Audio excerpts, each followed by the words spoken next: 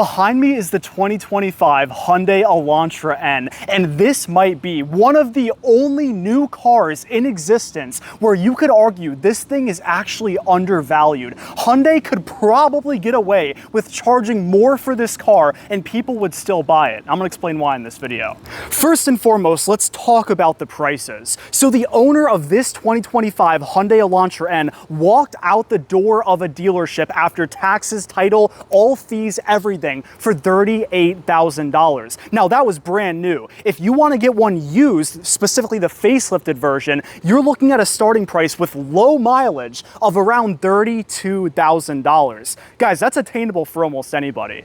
And if you happen to not really care about getting the facelifted version of the Elantra N, then you're looking at a starting price of around $27,000. That's going to be before 2024, but you still get the same engine, and that is an insane deal. Now in this video, we're going to check out the exterior, the interior, take it for a drive, see how it feels, and also how it compares to the competition like a Honda Civic Type R and a GR Corolla. But first, I want to explain what I mean by the facelifted version and also how this exterior looks in general. First and foremost, if you look at 2023 Elantra Ns, you'll see that there's just some subtle signs that it looks a bit outdated, specifically in the headlights. And with the refresh that they did in 2024 and beyond, it starts to look a whole lot more modern. And honestly, those little touches they did made a huge difference. First of all, with the headlights, they got a lot cleaner and sleeker and slimmer, which that's what does the modern touch to it. These are LEDs as well. And also in the front, I absolutely love the signature orangish red color that runs along the entire bottom side of the car all the way to the back, which I'll show you in a second. And you don't really have to look for that N badge over there. You just see that accent on this car and you know it's something special. You also get this chrome accent that runs along the front here to kind of continue the vibe of the headlights as well. And in 2024, the Hyundai badge got blacked out, which also is subtle, but really makes a huge difference. Also in the front end, what makes this look so mean and clean is the way the grille is designed. First of all, the outline of the grille, all of these sharp lines makes it look really, really good. And even looking inside of the grille, you have all these panels that take different curves and angles, make it look really, really sporty. Now, looking at the side profile of the Hyundai Elantra N, the first thing I want to point out is this beautiful orangish reddish accent continuing down the side of the car. I love it so much because when you think of like BMW M or Mercedes AMG, it's all about that tiny little badge that's hard to spot that you pretty much have to look for. But with this car, you still have the badges, you have the N, but you have that just signature accent that makes this thing look so good and distinguish itself from everything else. For the tire setup here, this comes with Michelin Pilot Sport 4S's from the factory. If that doesn't tell you how sporty this thing is, well, the drive probably will. They're 245 in width, which is actually surprisingly thin. We'll see how it handles on the drive. It is front wheel drive only, so all the power is sent up here. And this has an electronic limited slip differential for the front. That way you can monitor the traction on each one of these tires up here and have this thing feel even better in the corners. Now here is what is awesome about the Hyundai Elantra N. This thing is only 184 inches long. So yes, it is 4 doors and you can comfortably fit 4 adults in here, but the fact that it is as short as it is allows this thing to just feel so much more nimble than so many other cars. Last review was the Dodge Charger Daytona RT, and that thing was 206 inches long, and yes, the length of the car makes a massive difference in how it feels. Now, there definitely are a few things in the rear end of the Elantra N to point out that make this thing pretty cool. For example, the spoiler, just subtle, not overdone. It's the right size, it's paint matched, and if you look at this, again, you don't even have to see the badge, you don't even have to see the accent. It just looks sporty, because it is. You also have an N badge right there, and absolutely massive exhaust tips, guys. Those are some of the biggest I think I've ever seen on almost any car, let alone a 4-cylinder car, which we'll talk about the engine in just a second. And you also have this nice accent continuing down in the back as well. All right, but now let's take a look underneath this hood and talk about what's powering this thing. So under here is a 2-liter inline-4 turbocharged engine producing 276 horsepower and 289 pound-feet of torque. In modern day terms, that seems kind of low, but This car weighs 3,186 pounds if you get the 6-speed manual, which this one does have. If you get the 8-speed dual clutch automatic, then your car will weigh 3,296 pounds, which is a 110-pound increase. However, only in the automatic versions of this car do you get a button that actually will let you add 10 horsepower for 30 seconds. It's a little boost button that unfortunately you don't get in the manual. Kind of upsetting, but given you get so much weight reduction in the manual, I guess it makes sense. Now, those power and weight numbers allow this car to do 0 to 60 in 4.8 seconds if you have the dual clutch automatic. If you get the manual, you're looking at about 5.2 to 5.3 seconds, which, guys, for 32 to 38 grand, depending on whether you get this thing used or new, that is fast. I don't care how skewed people's brains are with all these insane numbers. 4.8 to 5.2 seconds is, you're gonna have fun doing 0 to 60 tests in this thing. But here's a bit of a problem. Compare these power numbers to the competition. The Honda Civic Type R makes 315 horsepower. The GR Corolla, which is only a 3-cylinder, 1.5 liter 3-cylinder by the way, makes 300 horsepower. The Volkswagen Golf R makes more power. The only competitor of this thing that makes less power is the Subaru WRX, but given these all are turbocharged engines, there is a lot of tuning potential. So if you do get upset with the power numbers out of this thing, you just want a little bit more of a kick, you can tune it up. But also don't forget, guys, the price of this car. If you wanted a new Honda Civic Type R, you're looking at a starting price of around $50,000. Out the door. With this, bringing this thing out the door of a dealership, that is $12,000 cheaper than what the listed price of a Honda Civic Type R would be. Who knows what the Type R is actually walking out the door, because that's always a whole different price tag. But that makes this thing pretty appealing. All right, with that being said, let's go ahead and hop inside of this thing, check out the interior, and take it for a drive and see what $32,000 to $38,000 gets you.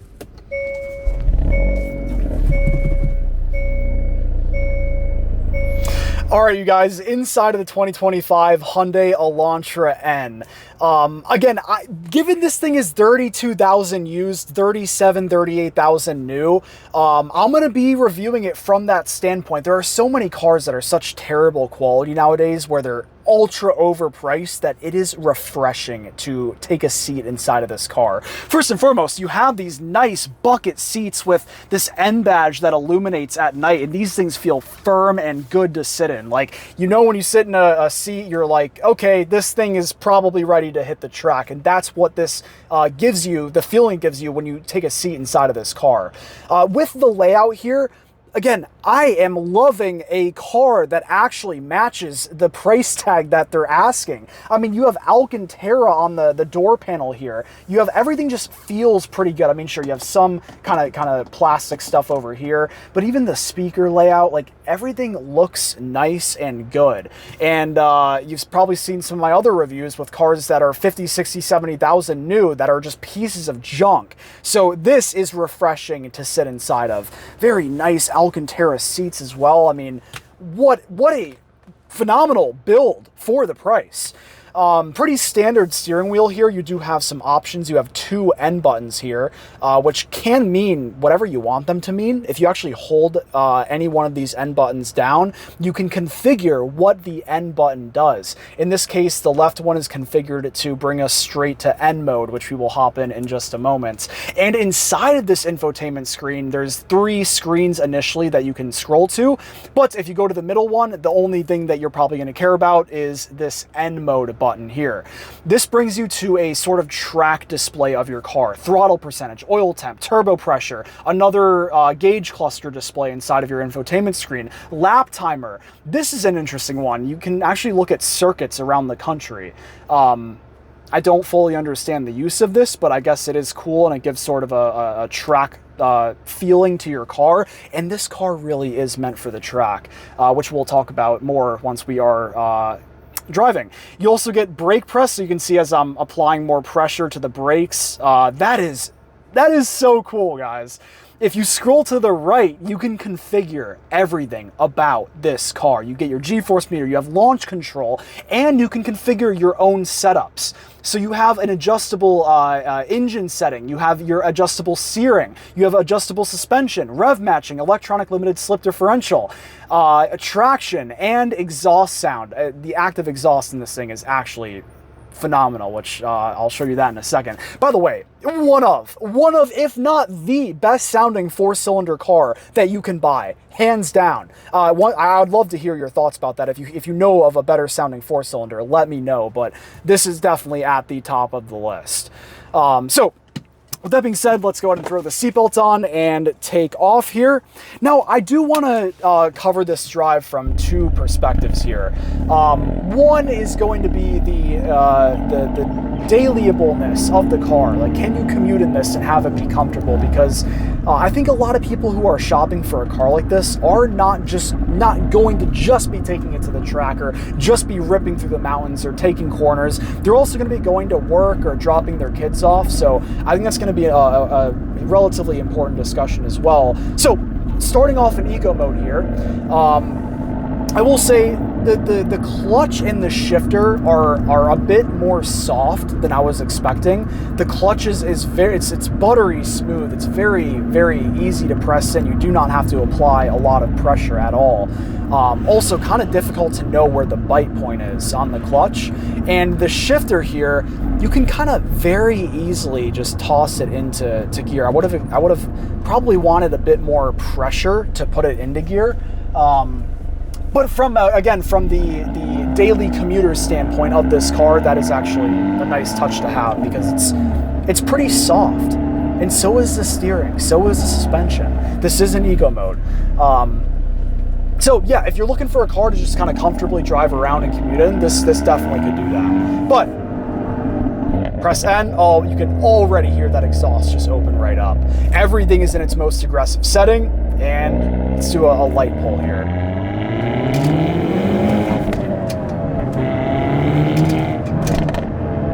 Yeah, you can see my tripod kind of flying back and forth, guys. 276 horsepower, 289 pound-feet of torque. Not the best numbers of all time. I love the personality of that exhaust. Not the best numbers of all time, but with this car weighing 3,186 pounds, it makes the 276 horsepower feel a bit faster than it actually is. Definitely, it's enough. You can zip around, you can have fun. I would definitely say that when you are rolling at faster speeds, like already going 40, 50, 60 miles an hour, and then you floor it, it's a little disappointing, which I'll show you guys that in a moment. But kind of stop and go, this is really fun.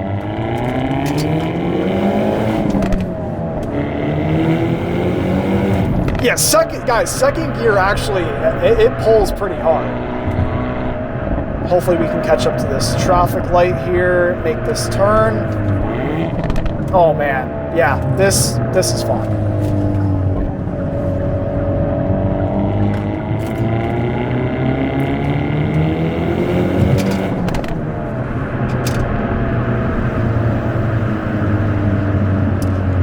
Okay, in sort of a city driving environment, yes, this thing definitely delivers more than enough power.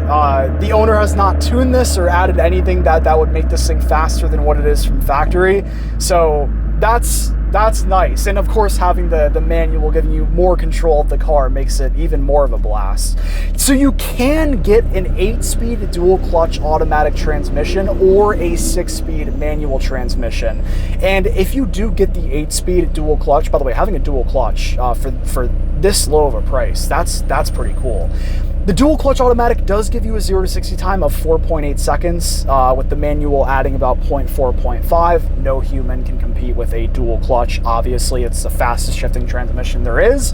But in the automatic, you actually have a boost button that adds 10 horsepower for about 30 seconds. I mentioned that earlier. And it's a little disappointing that you don't get that in the manual. But with this thing weighing 110 pounds less than the automatic, I guess it kind of cancels out. That boost button just sounds like fun. So I wish it was in this, but unfortunately it's not.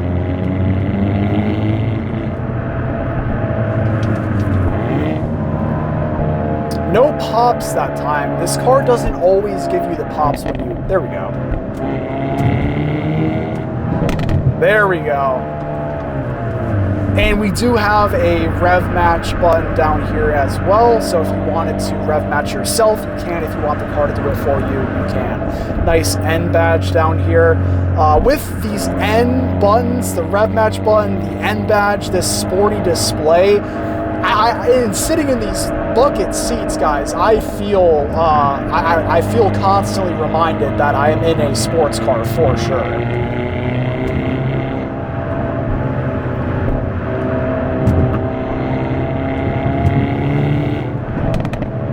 And that exhaust, if those things don't remind you, the exhaust definitely will. Oh my gosh. All right, we're gonna corner this thing a bit. Let's see how it feels. Oh man. Very, very solid feeling brakes.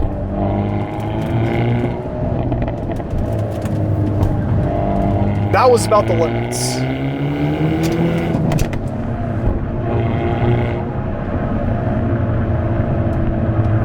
Gotta look around for cops a little bit, because this thing, yeah, you could get in trouble with this thing for sure. Oh my.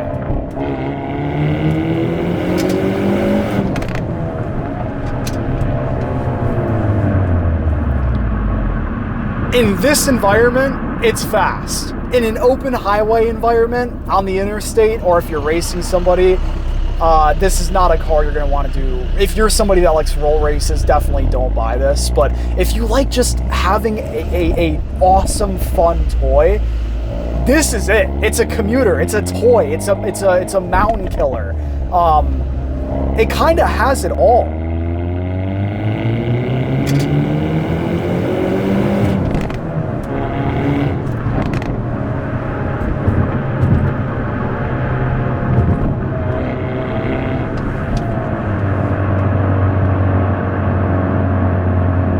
And not to mention, guys, in its most aggressive setting, the steering and the suspension, you obviously hear the exhaust, how big of a difference that makes, but I'll tell you that the feeling of the car with the weight of the steering wheel and every bump, I feel every bump in its most aggressive setting. And just at a click of a button, you can hop back over into eco mode. Even the gauge cluster just kind of softens up a little bit. The steering softens up actually a lot. Could easily use one finger to turn the wheel here. But let's throw it back over into N mode. I love the animation. By the way, gauge cluster and infotainment screen, from my experience so far, have worked very well. Nothing is more annoying than having everything go digital like this and having it not work well. It all feels smooth. It's just like using your phone. The responsiveness, everything is great.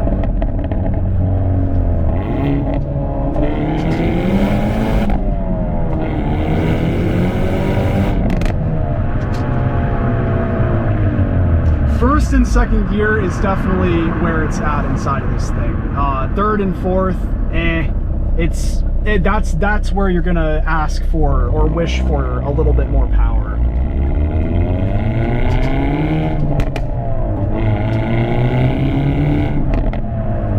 And I can see why the owner has put so many miles on this thing in such a short period of time. This thing would be a blast if you're just bored to take it out, go for a quick cruise, enjoy yourself.